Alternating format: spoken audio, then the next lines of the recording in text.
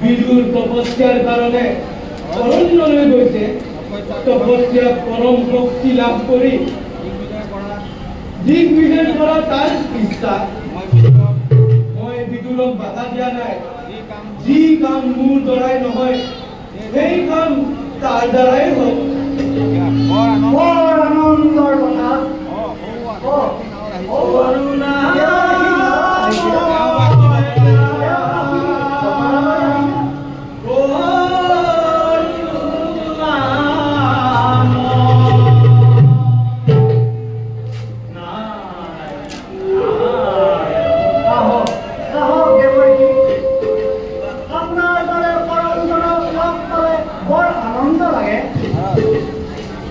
পিতা পুত্ৰ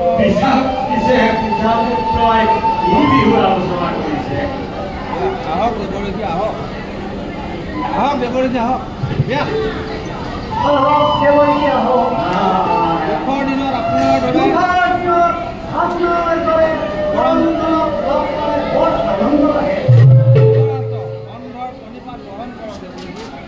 অন্ধৰ প্ৰণিপাত গ্ৰহণ কৰক দেৱৰীজী।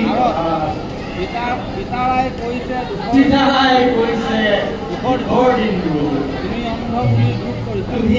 তুমি অন্ধ বুলি দুখ কৰিছা। কথা কি দিয়া কি কম দেৱৰীজী মোৰ দুখৰ কথা। মোৰ পুত্ৰ ধৃতৰাষ্ট্ৰ তেওঁ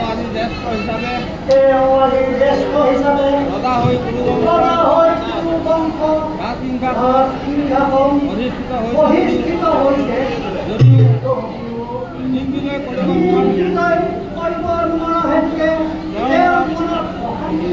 তেওঁৰ অশান্তিয়েই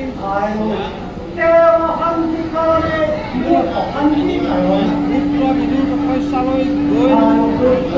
তপস্যালৈ গৈ আৰু দেৱৰীজী ধৃতৰাষ্ট্ৰৰ দৃষ্টিশক্তি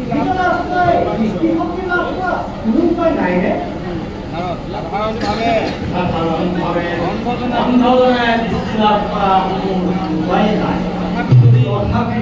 তথাপি যদি নাৰায়ণক সন্তুষ্ট কৰিব পাৰা তেতিয়াহ'লে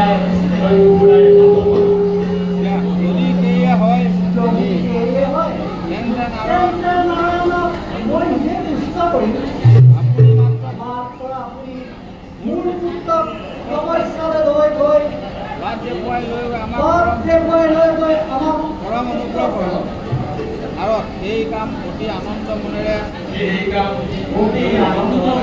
সম্পাদন কৰিব লাগিব। ধৃতৰাষ্ট্ৰৰ যদি দৃষ্টি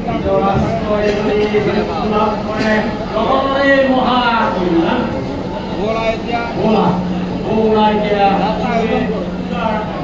সকলোৰে প্ৰস্থান গৌৰৱ দেৱৰীজী।